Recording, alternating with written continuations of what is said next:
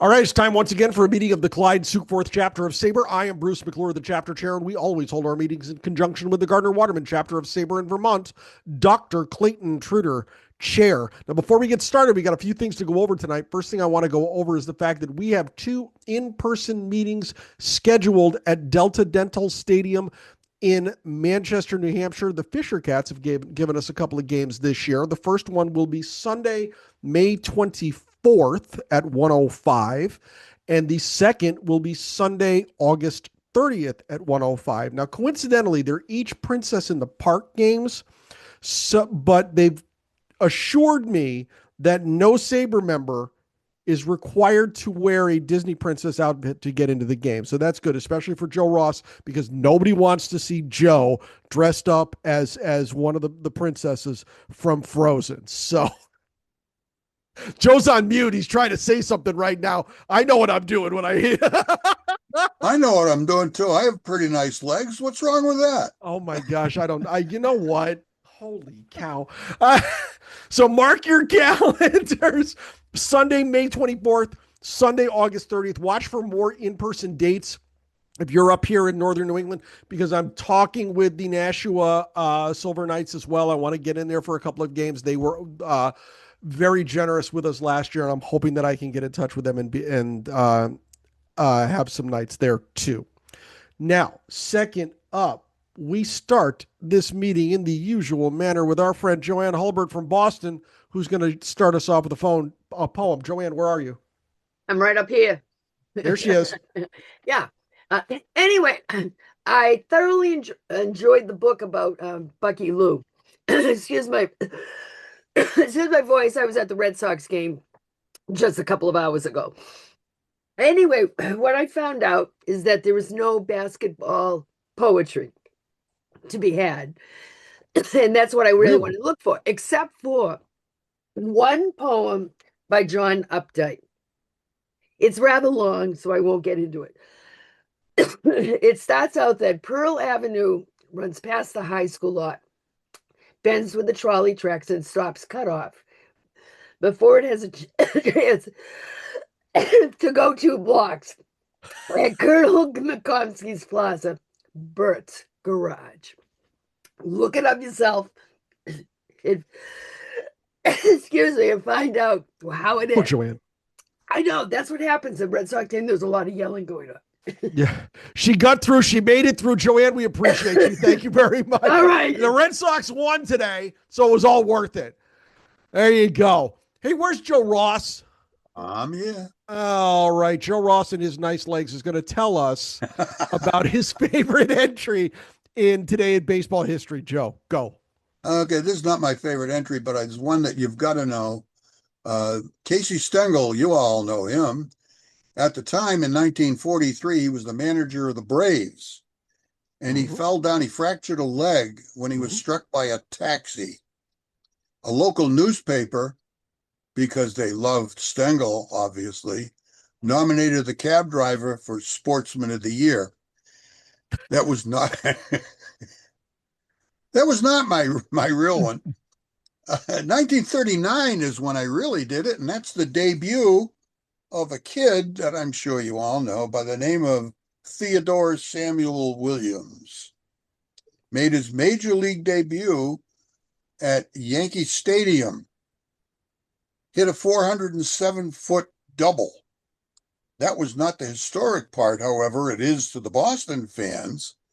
The historic part is that the other players in the game included Lou Gehrig, Joe DiMaggio, Bill Dickey, Jimmy Fox, Joe Cronin, Bobby Doerr, and Lefty Grove.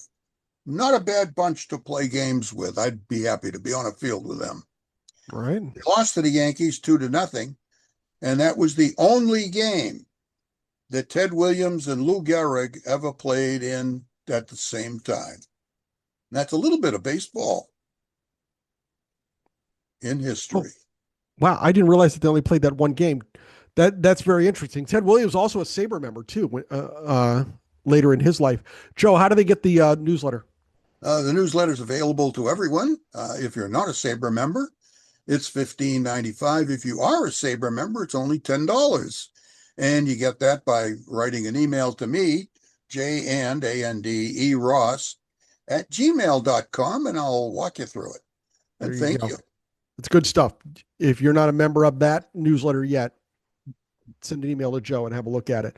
Hey, Jeff Cohen, what's going on with your podcast, my guy? Hey, Bruce. Bruce, did you say Ted Williams was a member of SABR? Ted Williams was a SABR member. There were a couple of baseball research journals where he was published in, if I recall correctly. I'd have to go back and look him up. So he also may be a SABR member in the future, too. Yeah.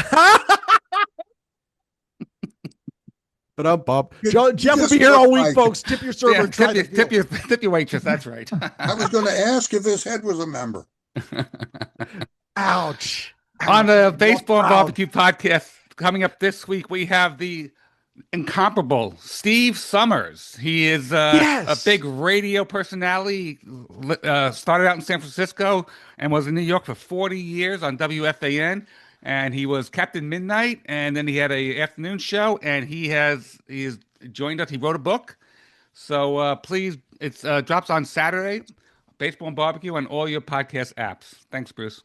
If your podcatcher is not pointed toward baseball and barbecue, you're missing out, because it's our two favorite subjects, food and baseball. What more could you ask for? Hey, Jeff, while I got you, have you joined the new Long Island chapter yet? I have, yes. Oh, there you go. I want to congratulate Mark Rosenman, yes, Mark Rosenman, yes, out there, who has been. We voted while we were in Chicago on the acceptance of the Long Island Ralph Kiner chapter. Is it Kiner's Corner or Ralph Kiner chapter? It's the Ralph Kiner chapter, and it's named that because he does have a podcast and video podcast called Kiner's Corner, and he's actually has one with Howard Johnson. They're going through the 1986 Mets season now, so you can catch that on YouTube.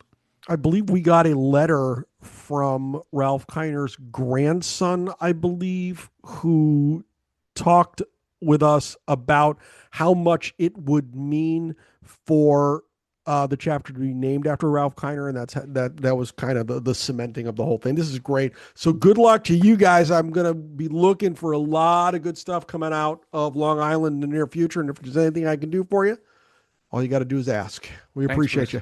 Thanks, Jeff. Hey, Megan, where are you? I'm right here. Hello, my friend. How are you? Hello. I'm fine, thank you. How are you? Save me from all these nut jobs that are here. So I finally got my letter done for you. That was only a couple of months late. I mean, really. See, I go to Megan because she makes me feel better about my writing, and it's very good. It's very good. Thank you. Very good. Thank you. Thank you. The check's in the mail, by the way. How close are we to our spring edition? Yeah, it will be out May 1st. So a week from Friday. 1st. Yes. Fantastic. We will get that out to everybody directly and through this week in SABR. If you've not contributed to our newsletter, we are looking for submissions for it. If I recall correctly, Megan, summer's almost full. Is that correct? No, actually, I think I have maybe 2 or 3 stories for some. So I'm definitely still looking for more content for the summer issue. Okay. And also, I'd be open for submissions for the fall as well. There you go. So if you would like to submit an article for our newsletter, I want to have you email Megan directly. Megan, can I give your email out here, or do you want to drop it in the chat? Either way. It's mfullerhannah@comcast.net. Sorry, Megan, I just stepped all over you because I was rolling. I was rolling. No worries, no problem. Gus's column is done, correct? Yes, Gus's column is done. Yes. He's been bragging about this. He's like, "Hey, mine's done. Yours isn't." I've had conversations with other members of SABR who are like, "Wow, you have a cat that writes." I'm like, "Hey, he's good too." Hey, it's what we do up here. Ryan in the chat, he said it just went away. He should be finished with his article in the fall too. So there's another one for the fall. Excellent. So there we go. All right. Excellent. Can't wait to read it. Here we go. Thank you, Megan. I appreciate you. Oh, no problem. I do. Okay. On with our feature presentation. Here we go. Harry Bucky Lew leapt over pro basketball's color wall in 1902 and continued to integrate every single role in the game over the next 25 years. He was the first black player, coach, manager, referee, and franchise owner in otherwise white leagues. His accomplishments were well documented in the newspapers of his day, but he has largely been forgotten despite his assist to the Brooklyn Dodgers in finding a home for their first black players in the United States and the full integration of all major league sports that soon followed. Covering Lew's entire sporting career and major league legacy, this biography shows how he persevered and triumphed over adversity to provide a shining example for those seeking full participation across the sports spectrum. A lifelong basketball fan and resident of Lowell, Massachusetts, Chris Boucher hadn't heard of Bucky Lew until he started researching early basketball in his backyard. He was shocked to learn all his hometown hero accomplished and now hopes to get Lew his proper due. And he is here tonight to give his presentation. Jackie Robinson gets an assist from basketball's first black pro, Chris Boucher. Welcome to Northern New England. How are you? I'm great. Thanks, Bruce. Thanks for the introduction. Happy to be here. It is all yours, my guy. I'm stepping aside. Go get him. All right, so let me share. Just bear with me while I do this. I'm just going to share my desktop. Go to my presentation.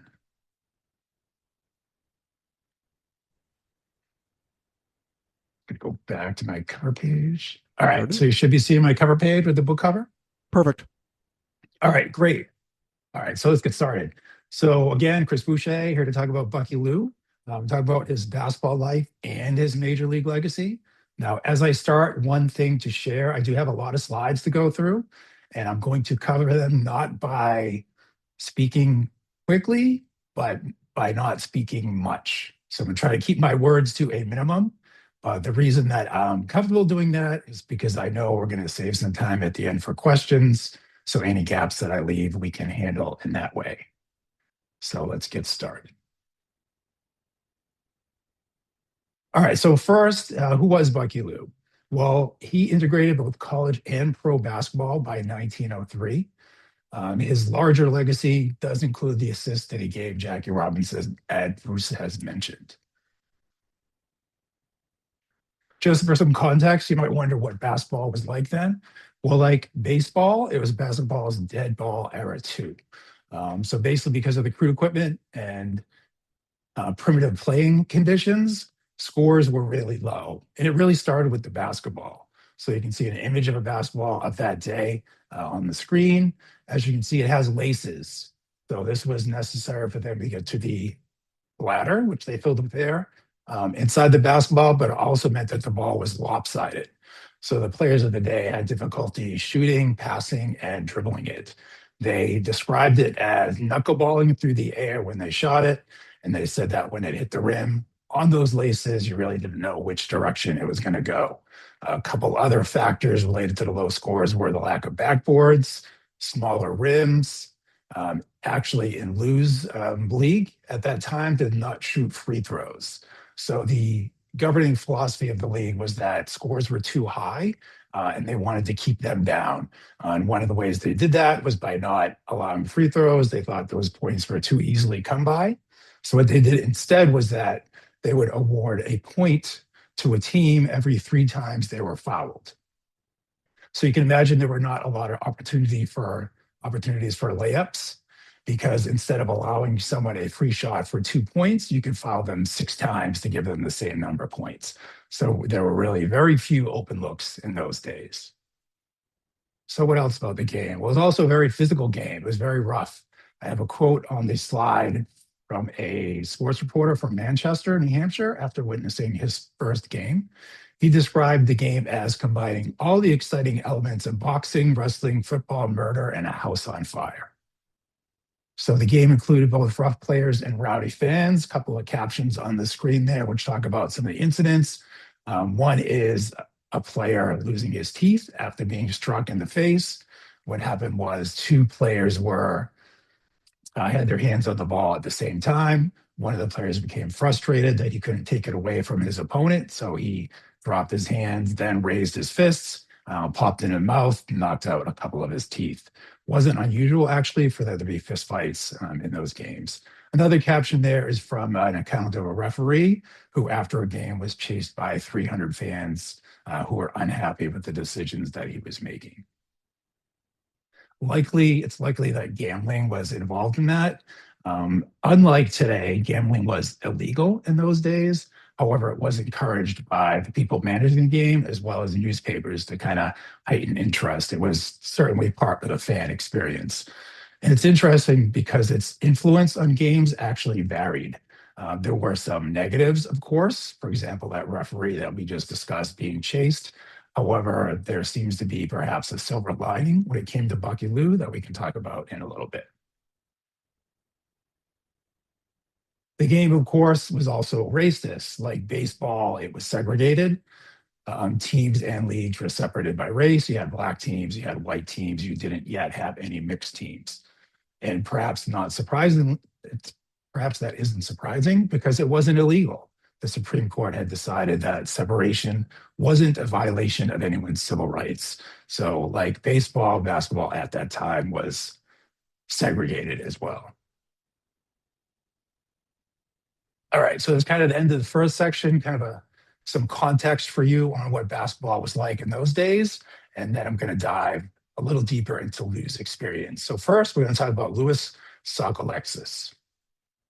So you may know Sockalexis as baseball's first Indian. So he played with the Cleveland team in the majors in 1897. He was an immediate star in his rookie year. Halfway through the season, he was leading or near the top in a lot of offensive categories. Unfortunately, in midsummer, a drinking problem that he had surfaced. And he also suffered a severe foot injury that never properly healed. So those basically ended that season for him as well as his major league career. He really never recovered from either. So why am I talking about Sockalexis? Well, he attempted to come back in Lou's hometown of Lowell in 1902. And he actually did pretty well. Got a couple of quotes there on the screen about what the Boston Globe said about him at the time. I won't read those to you, but you can see that both the press and the fans were impressed with what they saw.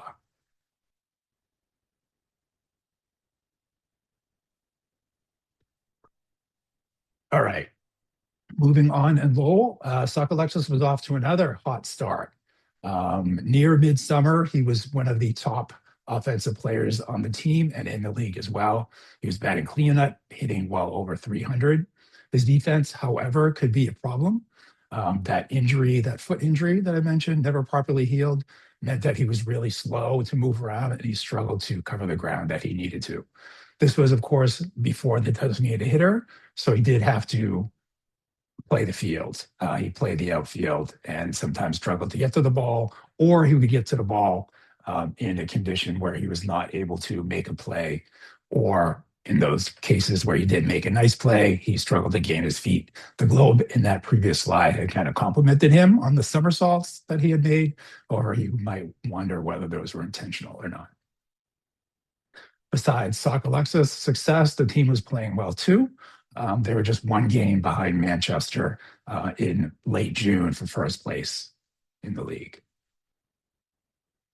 Now, Sockalexis sometimes indulged the crowd. As I said, he was the first Native American to play. He was still kind of a rarity, and fans were interested in that.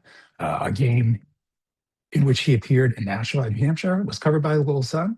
And I hear a couple of quotes from that. Again, I won't read those to you. I'll leave those up for you for a little bit. The bottom line being that the fans were interested in him, and he was willing to play along a little bit.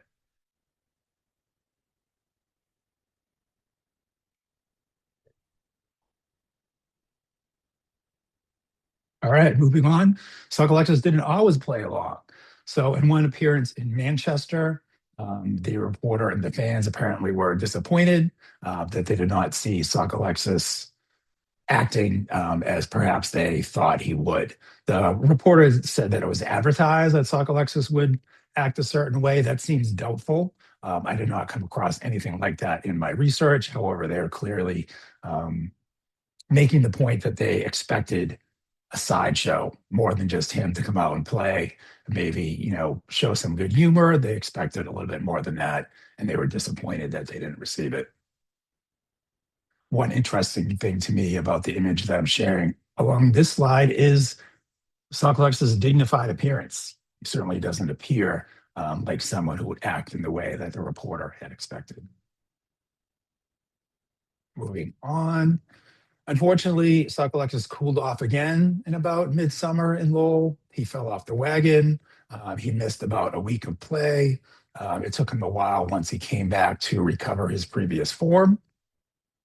Then the newspaper coverage started to turn a little negative.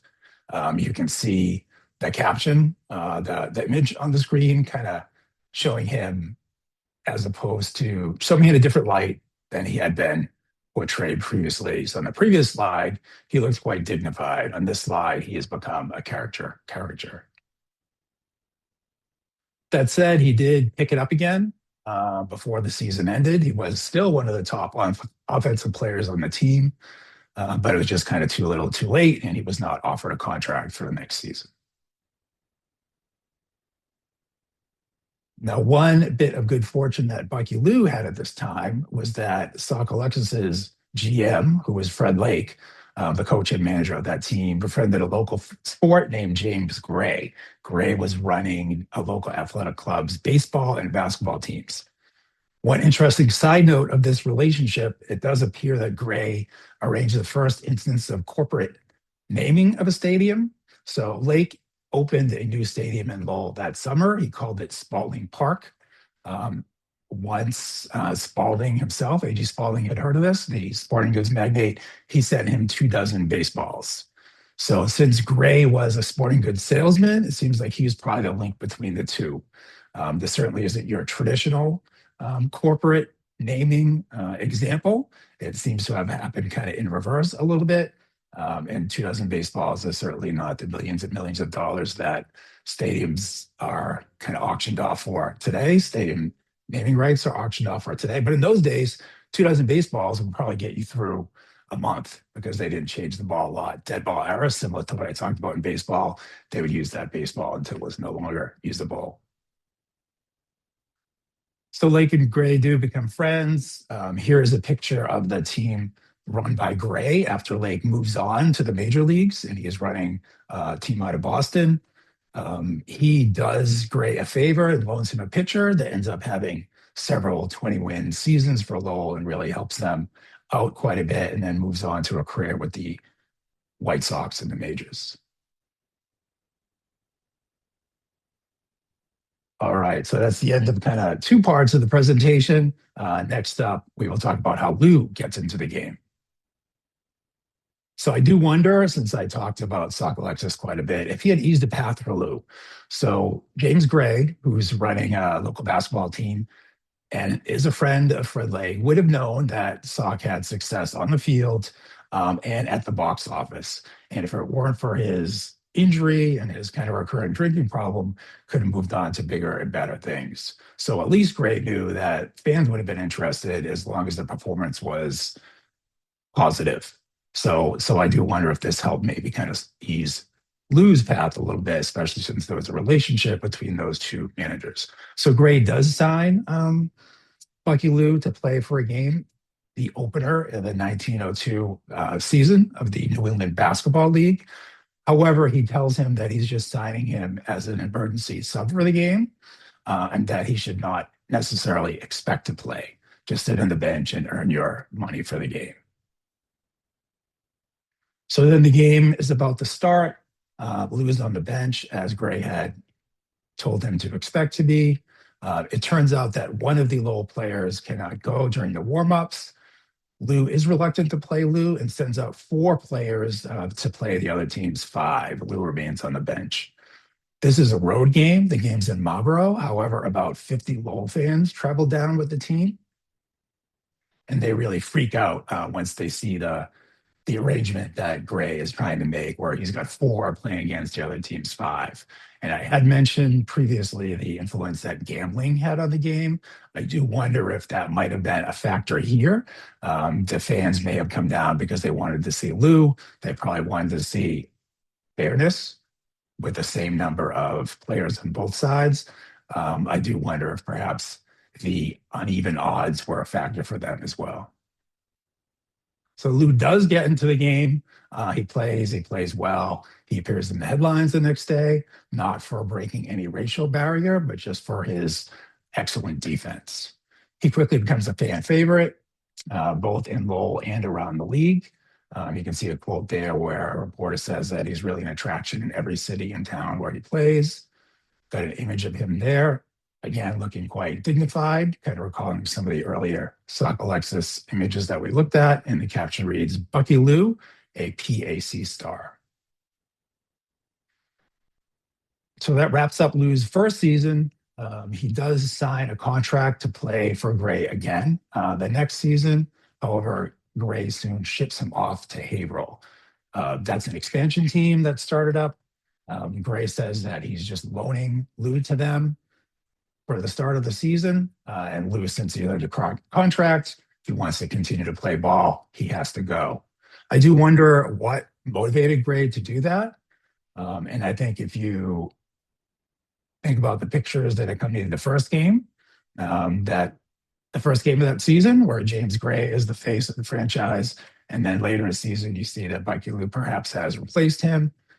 If that is the reason, perhaps there was some jealousy on Gray's part that Lou has now become the man in Lowell basketball. That said, the move works out. So Haverhill is kind of a super team. They're one of the top two teams in the league. The other team is from Natick. They've got some players from farther west who aren't necessarily as excited as Haverhill and Lowell fans are that Lou is playing in the league.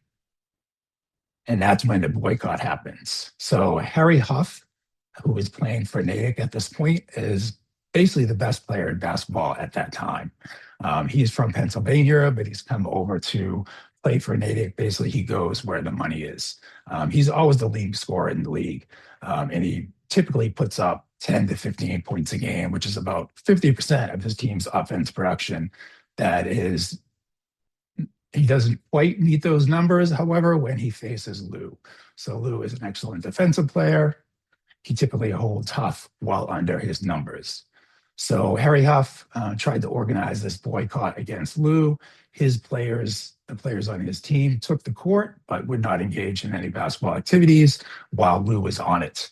The only time, in fact, that they moved was when the Haverhill teammates of Bucky Lou threw the ball at their heads, and they had to dodge the ball in order to avoid being struck. Now, there was some speculation about why Huff didn't want to face Lou. He had claimed that it was race, that it was against his culture, since he was from the South, to take the court with a black man. Others speculated that it was because of Lou's defense. So Lou actually decides to sit, which is surprising. It seems like he perhaps feared a riot because it was a home game for his team. He had his teammates on his side, as I had mentioned. He had the fans on his side as well, but he decided to sit. But I do wonder if it's because he had some inside information. So he had actually written a letter to the commissioner before the start of the season, asking if he should expect to have any trouble. And the commissioner had told him no. So the league meets immediately after the game. They had a midnight meeting. They decide that they are going to remain an integrated league. Natick, Huff, his teammates were fined and threatened to be expelled if they tried that again. And so Natick then fell in line. So to me, this is really interesting because, as you know, baseball at that time was segregated, but here you have this much smaller New England league, much smaller sport. Was nowhere near the popularity of baseball, yet they are making a stand and they are deciding that they are going to remain an integrated league.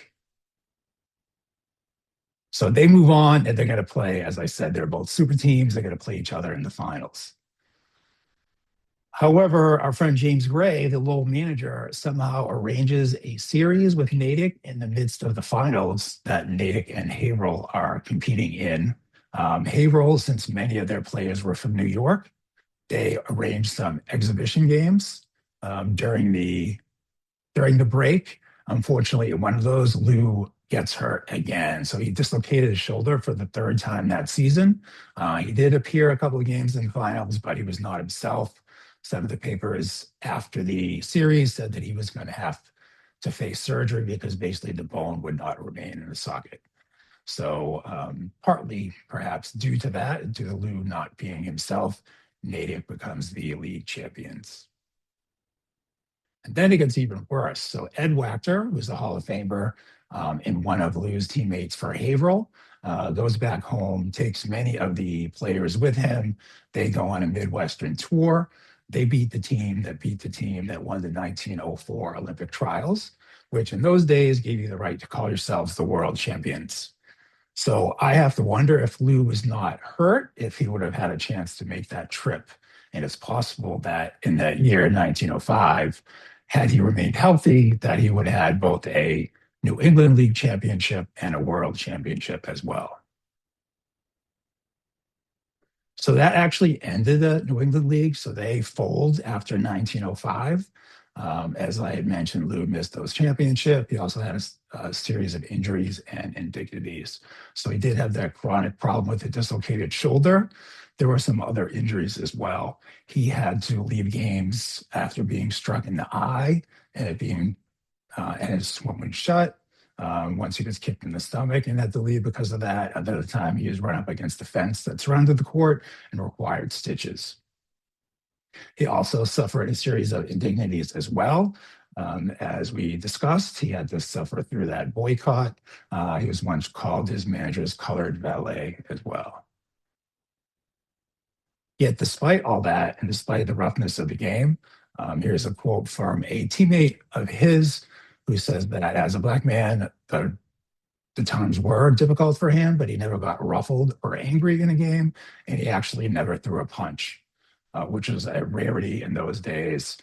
As we had discussed, the game was very physical. Fist fights were common, but Lou never threw a punch in a game. All right, so then just moving on with some other highlights from Lou's career. So he does get that pro championship in Vermont in 1907. He plays for the Springfield Athletic Club, and they win a championship that year. That said, the season was no honeymoon. Lou actually and his teammates were denied lodging after a game they had played in Vermont. It looked like they had crossed over to Charlestown, New Hampshire to take a train south. 2 inns and the train station turned them away. Actually, the night watchman at the train station had said that they looked like burglars. So it seems to be an unfortunate example of racial profiling. So obviously that's a sad and unfortunate event. The positive, if you could describe was that his teammates stayed with him through the whole ordeal. So what they had to do was walk 10 miles in the middle of a January night south down to the next town to find a place to stay. And his teammates stayed with him that whole time. What else did Lou do? So he also became an owner. So interestingly, in 1915, which is the same year that Birth of a Nation came out and kind of relaunched the Klan, he took ownership of a franchise in a revived Massachusetts league. So he was actually one of 2 applicants to go down to Worcester to ask for a team for Lowell. There was him, and there was another man, and actually the other man was the man who ran the largest arena in Lowell for basketball. So it was a surprise, perhaps, to some that Lou was the one who was awarded the franchise. It just shows you the depth of the respect that people had for him, that they made that decision. A couple other highlights. He gets that college championship that I talked about in 1922. So he actually had coached at Lowell Textile School, which is now UMass Lowell, in 1903, and then again in 1922. The 1922 stint got a lot more coverage because basketball was much more a thing then, and actually college basketball was starting to overtake pro basketball in terms of popularity. In terms of the championship he won, his team had defeated the other textile schools that they had played. And so one of the local papers called them the textile school champions because of that. He also becomes an authority, you might say. So he partnered with Billy Sullivan Sr., who was the father of the man who founded the Patriots, to bring basketball, more basketball to Lowell. So at one point, they tried to restart the New England League. That didn't go so well, so they quickly switched gears and then started a pro league at Lowell. And in that league, Lou became the head referee. So now here he is an executive in authority. So yet another role that he has integrated.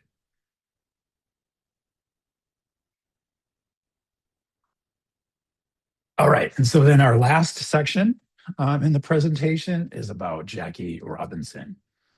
So as you know, Jackie Robinson with the Dodgers in 1945, but he needed help. He actually didn't start in the US. He started in Montreal.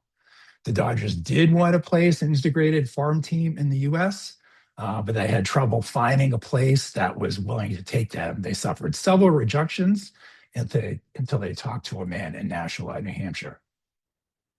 So Buzzy Bavasi, who had become the GM of the Nashua team and who was the Dodgers executive at that point, said that Branch Rickey was struggling to place the black players, namely Roy Campanella and Don Newcomb, until he talked to Fred Domans.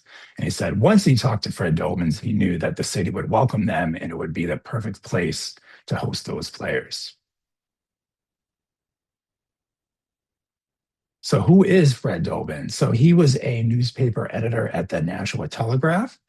At that point, he was a baseball man, actually owned a baseball team in the 30s that didn't last very long in the city. But as a high schooler, he was a basketball star.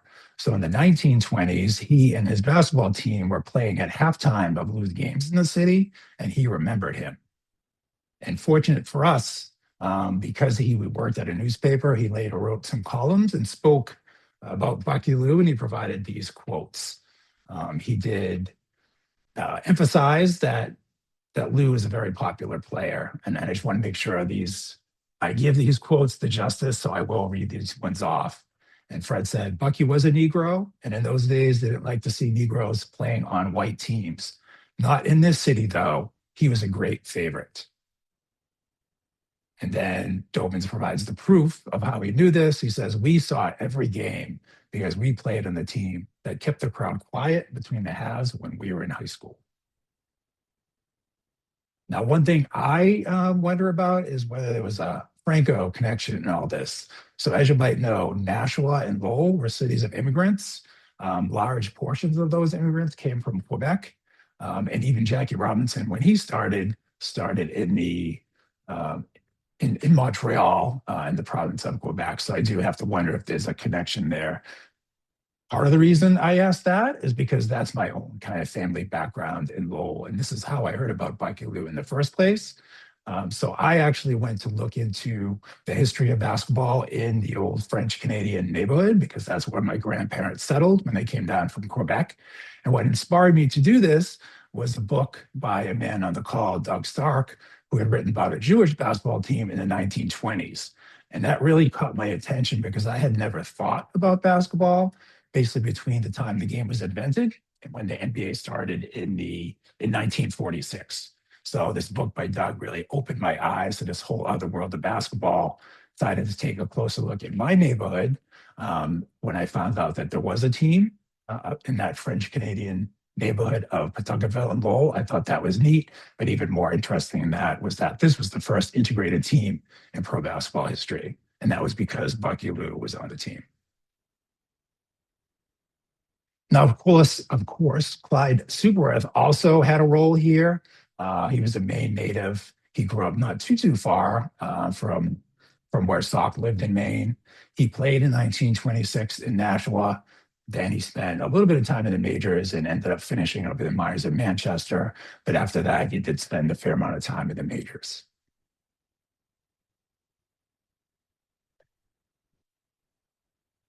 So he did pitch in. He was a scout for the Dodgers. He scouted Robinson and Newcomb as well. He also, as you probably know, served as the interim manager in Jackie Rob's first game in the majors. He was a quiet guy who really didn't seek the limelight, so it's kind of hard to say exactly what his role was. From what I read, it was more behind the scenes type of thing where he kind of leveraged the relationships that he had in the city and within the business community to help that Nashua Dodgers team be a success. I do have a pretty important quote that I found from Rachel Robinson about him that I think is pretty telling and probably lets on that he did more that we might know just based on his kind of quiet personality. And she had said that he was probably one of the most influential people in her husband's life, especially getting him to the big leagues. So that is pretty meaningful. All right, so just wrapping this up here. So what happens? So as you probably know, all three players were a success. So both Jackie Robinson in Montreal and Newcomb and Campanella in Nashua. They ultimately unite in Brooklyn with the Dodgers in the late 40s and early to mid 50s. They win some pennants, they win a World Series, and really the rest is history. So this is really what breaks segregation and really encourages integration both in baseball, other pro sports, and even society at large. So I know that a lot of people do look back and give Jackie Robinson credit for almost starting the civil rights movement, including Martin Luther King Jr. And really, this is where kind of the momentum started. All right, so just wrapping up Lou's career real quick. So he retires in about 1926, moves to Springfield because Lowell's economy is doing very poorly. What's interesting about this is he kind of takes a step back from basketball, and it's his wife Lawrence's turn to step up. So to me, this is really remarkable because he's honoring all the sacrifices that she has made while he was pursuing his dreams all those years.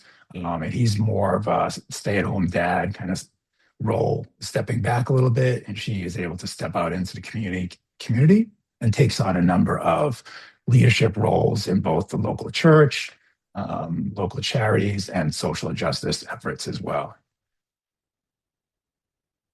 So Lou passes in Springfield, and he is buried in the city.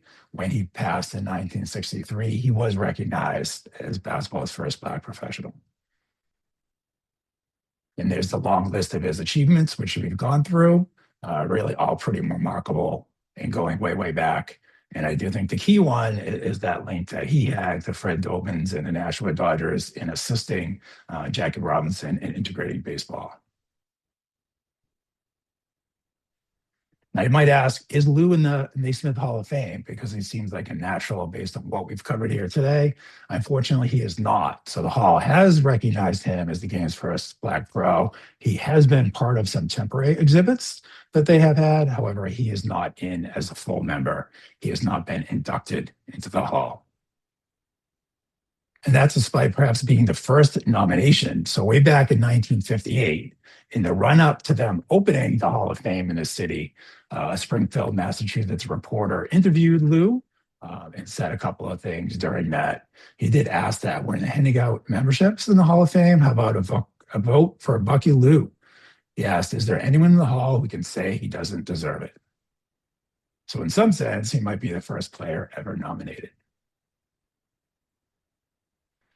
All right, and just last slide here, kind of wrapping it up with Lou. So here are some of the honors that he has in Lowell. So he's been honored at the YMCA at UMass Lowell, which used to be called Lowell Textile. We talked about how he had coached there. In the center, you see some family members, his granddaughter and great-granddaughter at the Lou Family Square in downtown Lowell. And on the right, we have some news. So the Lowell Spinners, who are back in Lowell this summer, will be recognizing Lou by posting a jersey in the outfield in his honor. So there are some of the honors that he has. So despite not getting in the Hall of Fame, he is part of kind of a growing number of honors in his hometown. And that is my final slide. So there's the book cover for the new book. If you're interested, my website is there. You can also email me if you are interested in a book, which I would be happy to sign. All right, so thanks for your attention. I appreciate it. And Bruce, I'll hand it back to you. So Alex stays in the chat. Let's call it Lowell for a day. I like that idea. That's a great idea. That's awesome. Yeah, they can make that happen, right? You know what? There you go. You just tell the mayor, like, I think it's a good call. Like, it's simple. It's one day. Let's make it happen. It. Yeah, right. I'm going to ask. I love it. Love it. So you mentioned the Springfield Republican, Gerry Finn, who I knew years ago when I was working for the old Springfield Indians, American Hockey League franchise. I think Gerry Finn built the news, the sports desk at the Republican. He is a long time sports writer in Springfield. And if he says Bucky Lou should be in the Basketball Hall of Fame, well, then he should be in the Basketball Hall of Fame because Gerry Finn knows his stuff. That you had me thinking about my days run around Springfield, so I appreciate that. How did you come across Bucky Lou to begin? What was the genesis of all of this research? So I read Doug Stark's book. So he wrote It was about Doug Stark, the okay. Philadelphia Spas, who were a basketball team in Philadelphia, a Jewish team that played about, I think, the 1920s, 1930s, and then on. I think they ended up becoming the Philadelphia Warriors, something like that. So I read that and I was like, wow, this is really cool. I didn't know anything about basketball. Like there was just this blank spot between 1891 when the game was invented and then 1946 when the NBA started. So it got me looking to basketball in my own hometown and my own neighborhood even, because I did know that my grandparents came down from Quebec and settled in the French Canadian neighborhood, and that's where Lou lived. Fortunate for us, he was there actually before, and the kind of neighborhood grew up around him as the mills expanded. And I thought it was really cool. So I found out that there was this team, which was neat. What was more important than that was that it was the first integrated team, but I didn't know what to do next. So I asked Doug, and he pointed me to the UMass Lowell Center for Lowell History, which had some archives on Lou, which kind of got me started, helped me understand kind of the depth and breadth of his career, and then what kind of tools were available to me to go on and do more research. Interesting. Ryan McClanahan in the chat, the fashion plate of the Clyde Sukeforth chapter, I might add. Rachel Robinson will be 104 in July. That is very true. Ray Anthony is also the same age. Interesting. If you have a question tonight for our presenter, Chris Boucher, go down to the bottom of the screen and hit the react button. Once you hit that button, you'll see another button marked raise hand.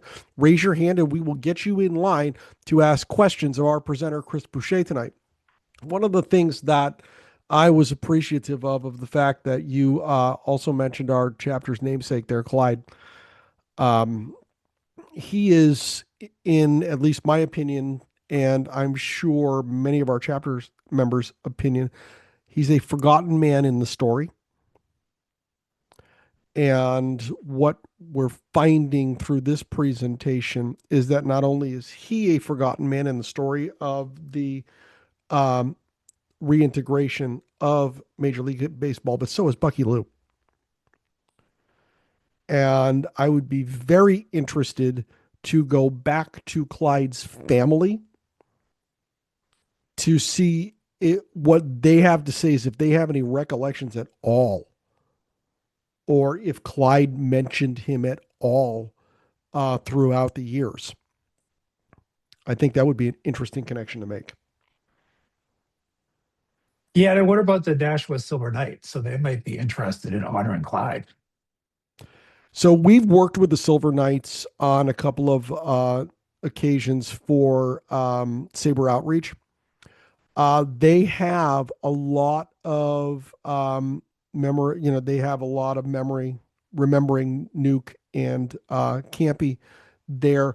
But you're right. I would like to have them tell more of Clyde's story. And I think moving forward, this might be an interesting project to take on through possibly the grants program, because there are spots in Nashua that Clyde played at that could be noted with a plaque.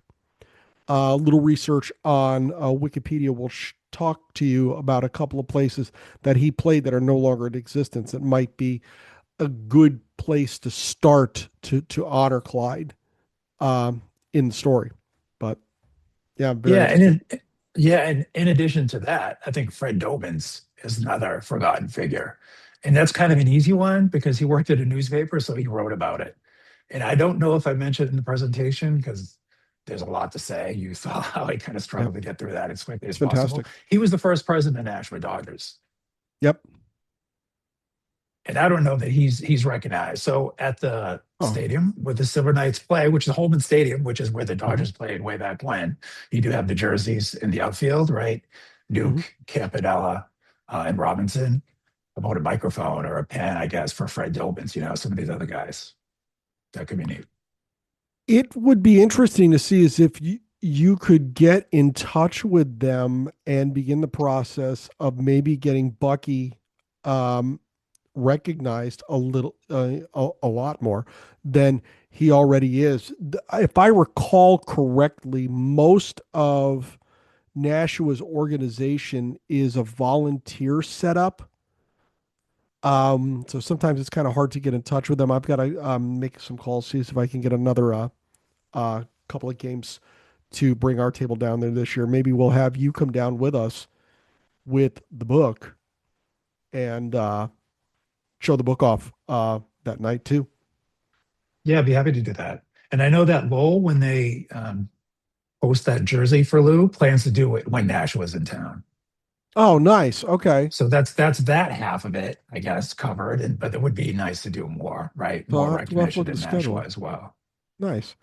Alex stays in the chat. If you have access to it, there is a picture there of Clyde's resting place with a couple of baseballs out in front of it. So thank you for that, Alec. I appreciate that.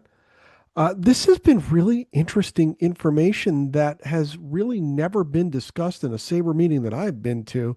So I got to thank you for uncovering it and connecting it to Clyde. This is fantastic stuff. Yeah, you're welcome. Happy to do it. Yeah, it's really great stuff. We're going to have to communicate a little bit more. I'd like to know when that date that Nash was going to be in Lowell, because maybe we can talk to Nashua about doing the same thing. Yeah, absolutely. So I don't have a date yet, but I will. Oh, okay. The other thing that's going to happen is Lou's granddaughter is going to come to the game as well.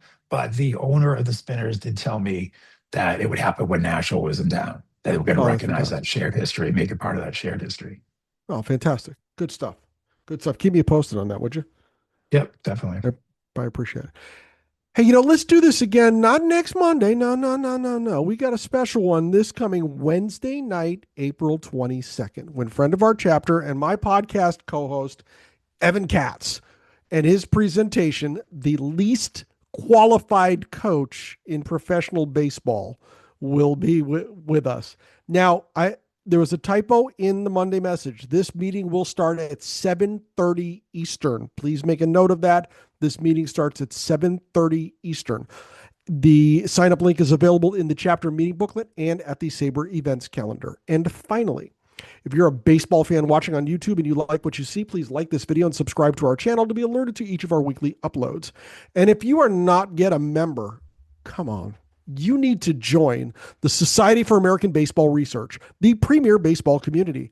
Offering an amazing baseball buffet of options to explore your fandom, Sabre boasts more than 35 different research committees, over 80 regional chapters, and innumerable opportunities to connect with baseball minds across the world. For more information, go to sabre.org today. Chris Boucher, you are extraordinary. Thank you very much for doing this. We appreciate you. You're welcome, and thank you, and appreciate everyone's patience. This is fantastic stuff. Thanks a lot. We're going to be in touch on this because I'd like to see as if we can coordinate something with Nashua too. But let's get everybody out of here so that they can come back Wednesday night to see our guy, Evan Katz. Thanks for watching. Have a good night, everybody.